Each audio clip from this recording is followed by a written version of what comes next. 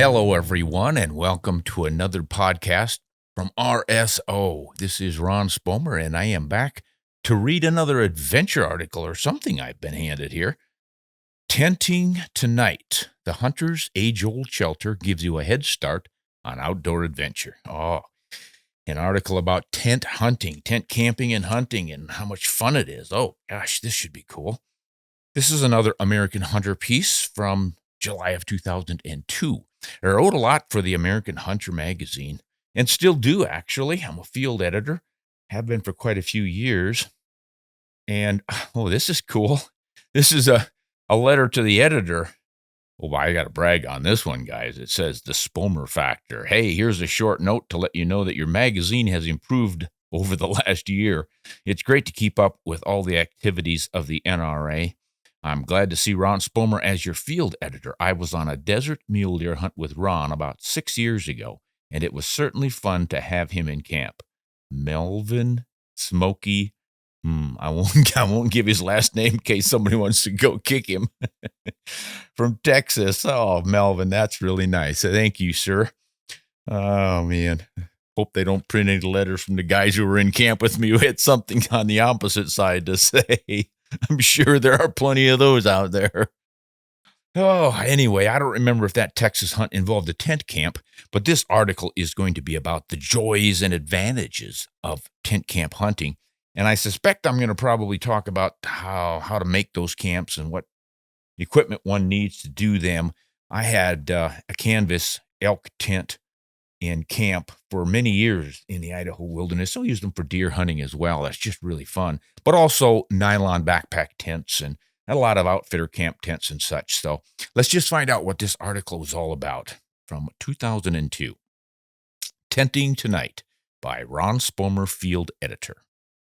A tent is the place to live when you really want to hunt because it insulates you adequately while isolating you minimally from the outdoors. And the outdoors, with all its unpredictable discomfort, is not just where we hunt, it's why we hunt. Take away the misty sunrise, the sudden fall of snowflakes against a dark spruce forest, the lonesome keening of the wind through a rocky pass, the haunting cries of geese flying under a silver moon, the wild party yipping of coyotes, or the homey perfume of wood smoke, and you might as well gather your meat in a supermarket. That might have been going a step too far, but that sums up why it's so fun to have a tent camp. All right, let's dive into the meat of this one. So instead of checking the Weather Channel from a 70-degree room and then driving to your hunting grounds in a heated truck, camp out there in the real world. In a tent, you hear the wind rising in the pines, feel the temperature drop, smell the coming rain. You share the world of your prey with your prey, acclimating to its environment, your environment, the place you've missed those many months in civilized shelter. Your hunt is your time to reconnect, to rediscover ancient truths, uncover new ones, and find yourself again. Why insulate yourself from that in a thermostat-controlled artificial environment? Memories are made of this. Nothing about my last 10 nights spent in a motel room miles from my daily hunting grounds stirs memories. But I'll never forget the night 27 years ago when I awoke in a tiny backpack tent perched on a ridge 6,500 feet high in Washington's Cascade Mountains.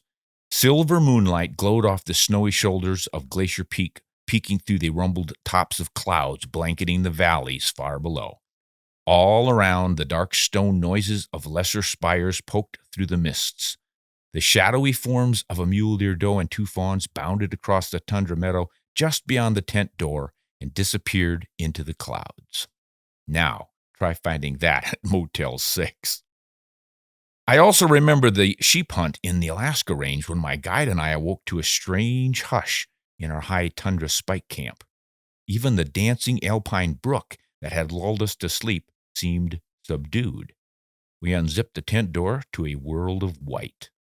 Throughout the morning, it snowed, making the search for white rams futile. We retreated to the little dome tent where a small backpack stove heated coffee, cocoa, and moose steaks. The snow kept falling, but we were safe in our nylon cocoon where we talked, read, napped, and waited until the unrelenting snow forced us to pack the horses and ride off the mountain through the 3 distinct winter wonderlands. First was the vast open tundra valley, white fields stretching to white peaks that disappeared into white cloud. Next came the dwarf forest, a fairy tale land of miniature green fir, red birch, and yellow willow frosted with snow. The leaves looked like sugared gumdrops, and when a horse brushed their snowy frosting loose, it looked as if someone had bitten into their dark jelly centers.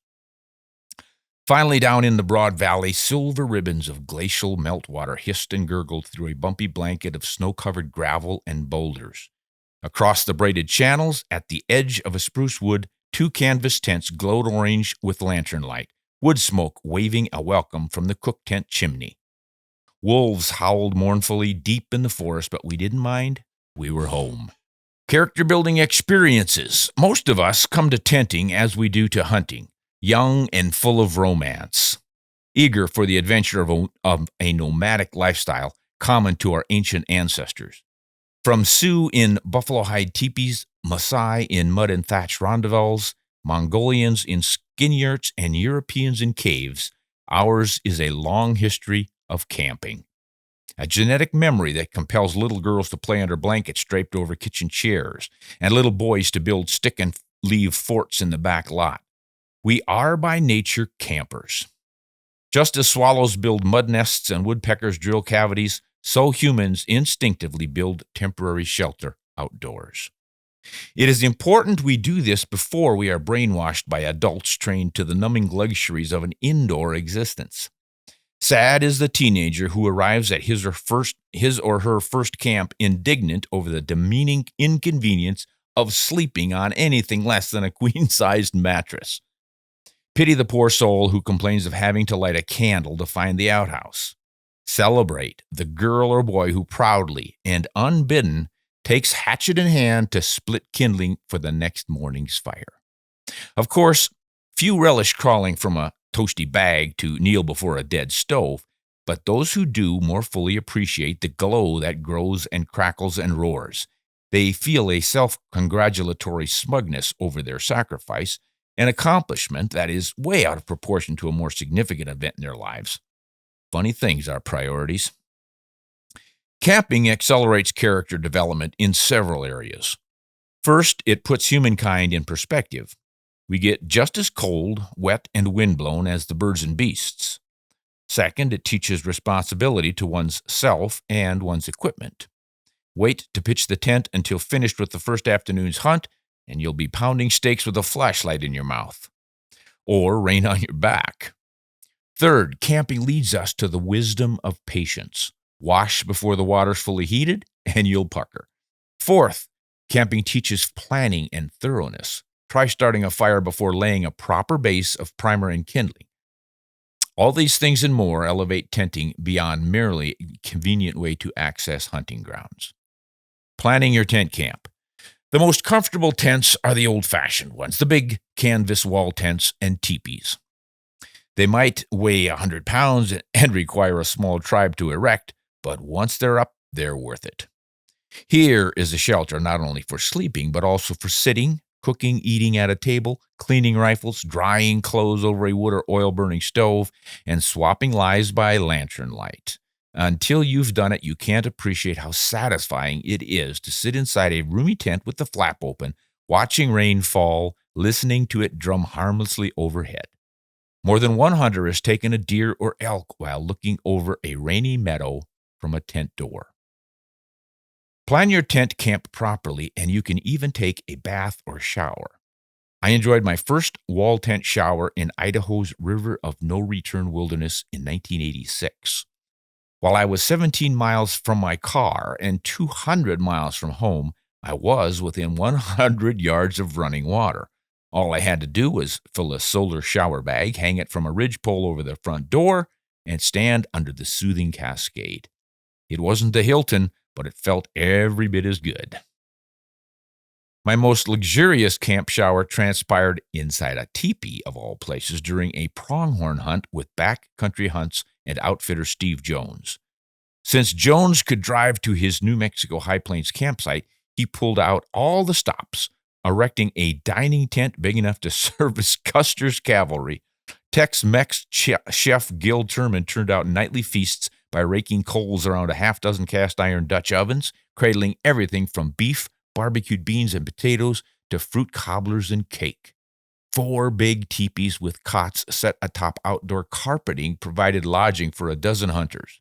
But the crowning glory was Jones's bathroom teepee, with a carpeted floor, a stack of fresh towels, and a shower stall that was served by a 30-gallon water heater, fueled quietly but dependably by a propane tank. This was the height of tent luxury. More often, my camp showers involve heating 5 gallons of icy creek water on a stove or over a campfire, balancing naked on a weathered slab of planking torn from an old trapper's cabin, or pouring water over my head with a cooking pot.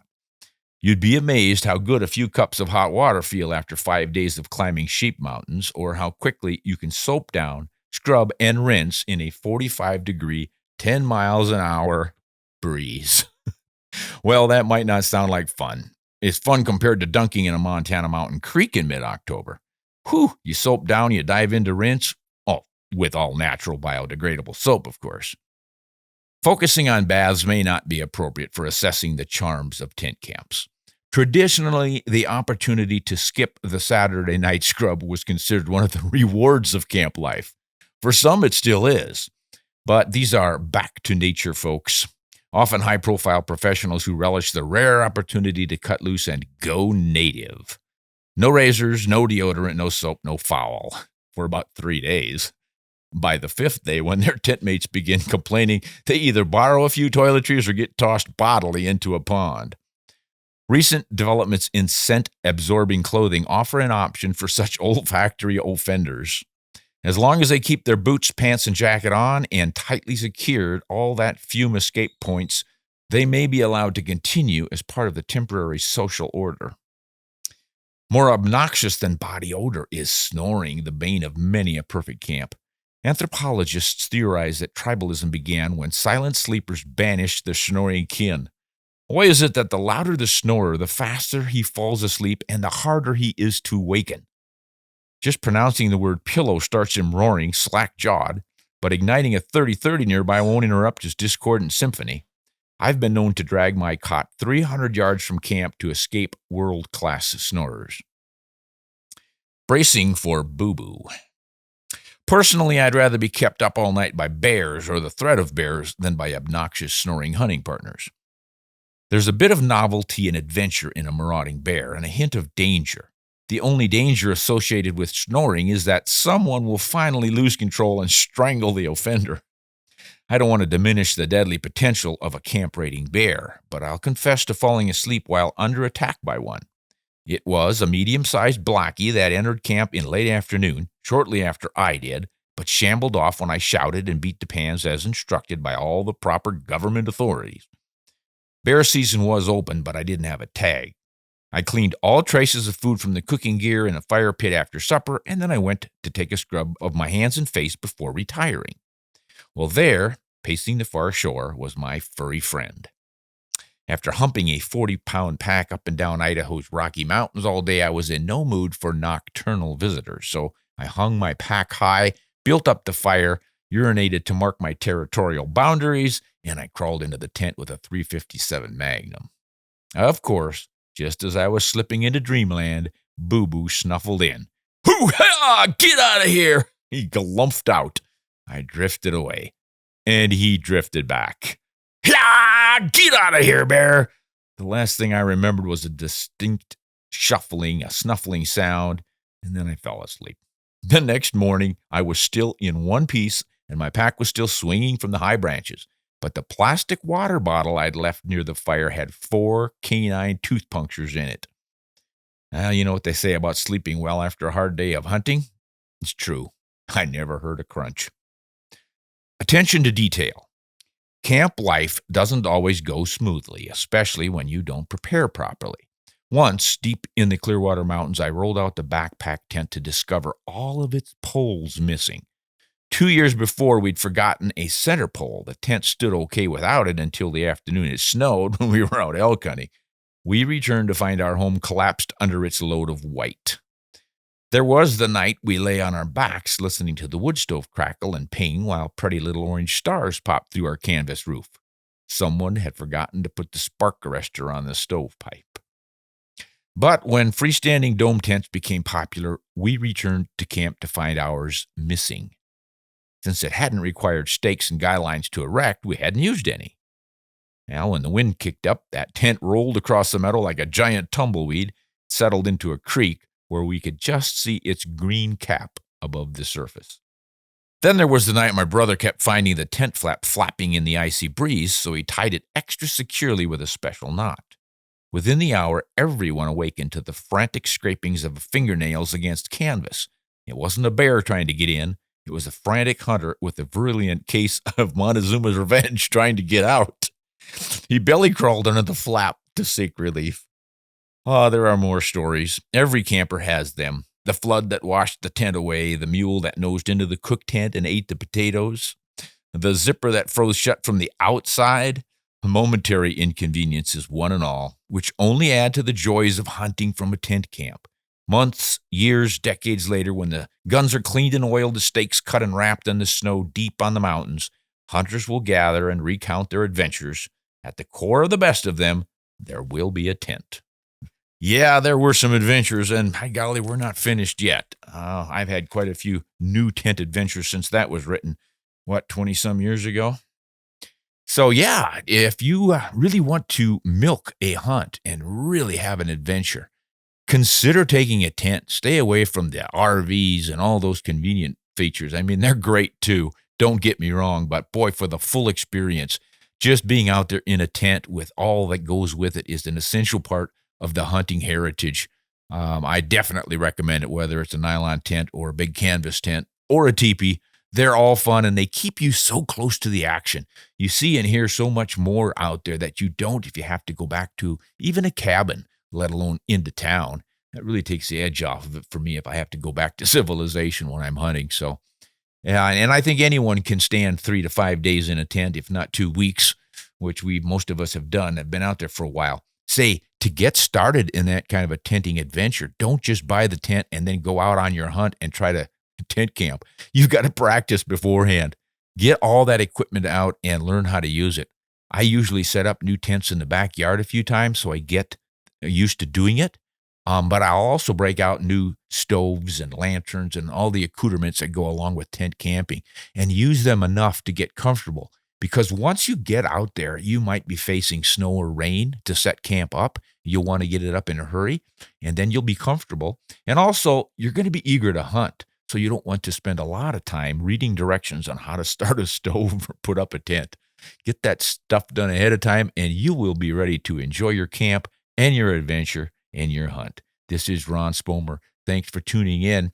Again, you can catch us on Ron Spomer Outdoors on YouTube, where we cover ballistics and guns and ammo and bullets and all that fun stuff. And RonSpomerOutdoors.com, our website with lots of articles on these adventures and hunting and shooting. And we definitely want to thank our patrons for supporting us on Patreon. Your support really helps us out, and it gives us the enthusiasm to continue. So thank you so much, patrons. Until next time, this is Ron Spomer. Hunt honest and shoot straight.